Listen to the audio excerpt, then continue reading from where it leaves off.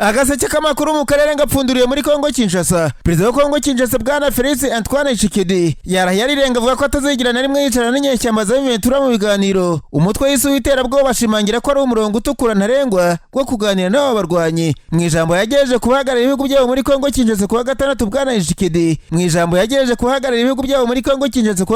bwana Tshisekedi yumvikana ko ari igitutsi kuba hari abantu basaba igihugu cyo kwicarana ku meza n'umutwe w'iterabwoba nka M23. Mu ijambo ry'igifaransa gitomoye umukuru w'igihugu cya Kongo Kinshasa avuga ko basaba ibingibi basuzugura inzirakarengane zaguye mu mirwano y'izi nyeshyamba. Ashimangira ko igihugu gihagaze ari uko hari umurongo utukura kitazarenga wo kuganira n'abo baterabwoba. Tshisekedi wagezaga ijambo ku badiplomate bahagarariye ibihugu bitandukanye Kinshasa yaragize ati munyemere ntanga umucyo w'uko Repubulika ya Demokarasi ya Kongo itazigera ikoreshwa n'igitutu cy'abantu bo hanze bagerageza gutanga amabwiriza anyuranyije n'inyungu ndetse n'ubusugire bwacu. Ntabwo tuzigera dutezuzwa ku gushimangira aho duhagaze. Kuganira n'umutwe w'iterabwoba nka M23 n'umurongo utukura Repubulika ya Demokarasi ya Kongo idashobora kurenga. Uyu mutegetsi mukuru wa Kinshasa wongeye kwika mu Rwanda ashimangira ko rugori mu bitugu bya M23 yavuze ko kuganira nabo bitazigera bibaho. Kongo ikitwa Kongo nk'uko urubuga rwa perezida wa Kongo rubitangaza. Tshisekedi yavuze ko mu gihugu cye bahisemo guca igitugu. Mu magambo agaragara ko ari ugusubiza perezida w'u Rwanda Paul Kagame uherutse kuvuga ko Tshisekedi atigeze atorwa muri manda ebyiri amaze ku butegetsi. Mu ijambo yavuze mu muhango wo gusangira no kwifurizanya umwaka mushya muhire n'abahagarariye ibihugu byabo n'imiryango mpuzamahanga muri Kongo, Tshisekedi yavuze ko mu gihugu cyo kwemera ko ubutegetsi gushingira ku matora.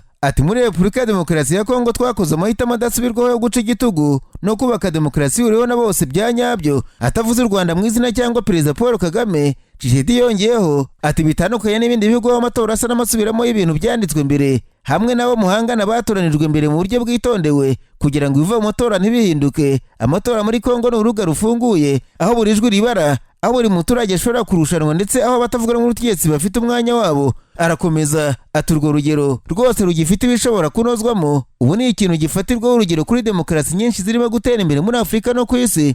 Nibwo bwa mbere perezida wa Kongo agize icyo avuga ku mugaragaro nyuma y'uko ku mugoroba wo kuwa kane perezida Kagame yavugiye mu muhango wo gusangira n'abahagarariye ibihugu byabo mu Rwanda n'imiryango mpuzamahanga ko perezida Tshisekedi atigeze atorwa na rimwe haba mu matora ya 2018 no mu matora aheruka 2023. Tshisekedi yongeye gusaba amahanga kureka amagambo ahubwo agafatira ibihano u Rwanda muri iryo jambo yavuze. Aya magambo ya perezida Kagame na Tshisekedi niyo ya mbere akakaye cyane mu bategetsi bombi bavuze ku mugaragaro kuva uyu mwaka watangira, nyuma y'uko inama yari yitezwe kubahuza u Rwanda mu kwezi gushize ku buhuza bwa perezida wa Angola yari yitezwe kugeza ku masezerano y'amahoro itabaye ku munota wa nyuma. Impande zombi ni ukuvuga u Rwanda na Kongo zananiwe kumvikana ku ngingo ijyanye n'ibiganiro hagati ya leta ya Kongo n'umutwe wa M23. Impande zombi zitana bamwana kuwazanya iyo ngingo. Ubutegetsi bwa Kinshasa buvuga ko butazigira buganira na M23 ko ahubwo bwaganira n'u Rwanda rufashe uwo mutwe. Ariko leta icyuye igihe muri Amerika iherutse kuvuga ko nta nzira ihari iganisha ku mahoro itari mu biganiro hagati ya leta ya Kongo n'imitwe yitwaje intwaro irimo na M23. Muri uku guhererekanya amagambo hagati ya Kinshasa na Kigali, guverinoma y'u Rwanda yagaragaje ko Repubulika ya Demokarasi ya Kongo niramuka itagiye mu mikirano n'umutwe wa M23 itazarenga umurongo utukura wo kongera kwitabira ibiganiro bya Rwanda. Ibi ni ibitangazwa na Minisitiri w'Ububanyi n'Amahanga w'u Rwanda Amaze Nduhungirehe mu butumwa bwanyuje ku rubuga X kuwa gatandatu. Umukuru wa diplomasi y'u Rwanda yasubizaga perezida wa Kongo wari wavuze ko kuba igihugu cye cyajya mu biganiro n'ibintu wari umurongo utukura kidashobora kurenga. Minisitiri Nduhungirehe yasubiza ku byatangajwe na Tshisekedi yavuze ko u Rwanda narwo rudashobora kurenga umurongo utukura wo gusubira mu biganiro bya Rwanda mu gihe Kinshasa yaba itagiye mu mikirano n'M23. Ati rero ibiganiro bya Rwanda ntibishobora gusubukurwa na rimwe cyangwa se ngo bitange umusaruro nta muhate uhamya Repubulika ya Demokarasi ya Kongo wo kujya mu mikirano n'M23. Ibi kandi bigize umurongo utukura w'u Rwanda.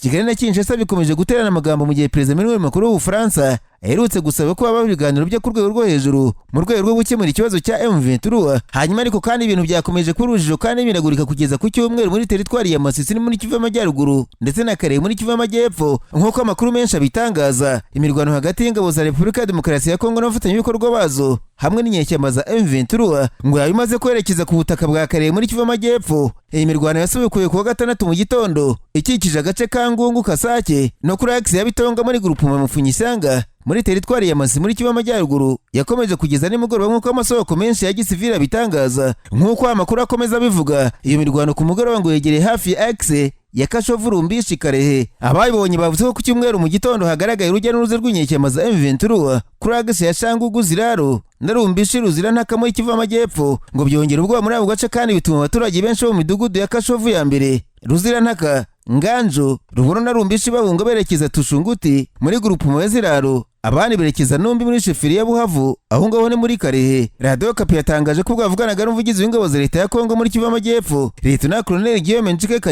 yirinze gutanga ibisobanuro birambuye, agaragaza ko ibyo biri kubera mu karere adashinzwe. Societe Civile y'Imasisi yavuze ko yangayikishijwe n'ihungabana ry'umutekano ryatewe n'iyi mirwano. Ku ruhande rw'abagize Societe Civile Karere barasaba ko umutekano washimangirwa hagamijwe gukumira ko inyeshyamba za M23 zirekeza muri Kivu y'Amajyepfo. Nararanganije amaso ibinyamakuru byandikirwa muri Kenya, abanyamakuru bakiza amakaramu ku mpapuro barandika banatwa Perezida William Muto wacu w'ijuru Kenyatta yasimbuye ku butegetsi uherutse gusaba abakiri bato guhaguruka baganira uburenganzira bwabo. Yavuze ko urubyiruko rwa Kenya rukwiye kwerekwa amahirwe yo guhanga imirimo aho kuruhamagarira kwigaragambya. Bwana Rutavuga ko amagambo y'uru Kenyatta yasimbuye ari urutwitse adakwiye ku muntu wategetse igihugu. Ikinyamakuru de Kinyanizi cyanditswe ku wa gatanu uru Kenyatta yamagarira urubyiruko rw'abajenizede guhaguruka bakarwanira ukuri bakabura igihugu. Mu muhango wo gushyingura umubyaro we ku wa gatanu Bwana Kenyatta yavuze ko abanyakenya bose babaye babwoba amakiriro asigaye ku rubyiruko rw'abajenizede ari rwo rupfa gutera umugeri kuko ari rwo mizero hazaza y'iki gihugu. Abasaba kurwana cyane kugeza ubwo ibyo barwanira babibonye. Mu mwaka ushize mu kwezi kwa gatandatu urubyiruko rwakoze imyigaragambyo igihugu cyose kirarambarara birangira Perezida William Muto asheshe guverinoma. Bwana Kenyatta muri uwo muhango yumvikana avuga ko nta muntu uguye icyo utarwaniye, asaba urubyiruko gushinyika amenyo ibyo rushaka bitaraboneka nta kwicara. Abambari ba Perezida William Muto ijambo rya Kenyatta barisamye hejuru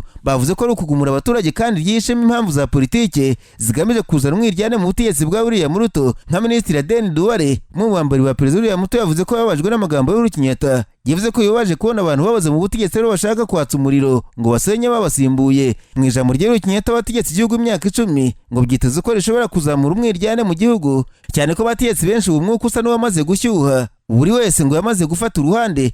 Hari abategetsi ba Kenya kuri bashinjwa ko bavuga amagambo ashobora kuryanisha abaturage. Aha ni hagendewe ku moko muri Kenya, dore ko Abakikuyu n'Abakarenjine bashinjwa kuryamira andi moko. Komisiyo ishinzwe kubanisha neza abanyakenya n'akuru bisa n'isinziriye ko abategetsi bamaze iminsi bakoresha amagambo afatwa nka rutwitsi nta rumwe uratangira guhamagarwa ngo bazwe bene aya magambo. Agaseke k'amakuru mu karere ngapfunikire muri Uganda abanyamakuru bakojeje ba muri no barandika banetswe umugore mu karere ka Karere hagati muri Uganda yemeye ko yishe umugabo wafatanije n'umukwe we kubera urukundo rafitanye n'uwo mukwe we ngo bashaka ko rutazagira kidobya n'imwizamo. Bita Nambogo n'umukwe we bya Katonda bemera ko mu kwezi kwa kane k'umwaka ushize bishe umugabo we. Ni ukuvuga ko umukwe yemera ko afatanyije na nyirabukwe bishe sebukwe kubera urukundo rafitanye na nyirabukwe. Umurambo bakujugunya mu ruzi rwa Bukora. Umuryango nyakwigendera uvuga ko wamushatse kenshi kuri telefone ukamubura. Babaza umugore akababwira ko yagiye muri Tanzania bagategereza bagaheba. Ikinyamakuru The Observer cyanditse ko umuryango washyize igitutu kuri uwo mugore bamubaza aho umugabo wari, bikaza kurangira buze ibisobanuro yemera ko yamwishe akamura mu mugezi kubera urukundo afitanye n'umukwe we.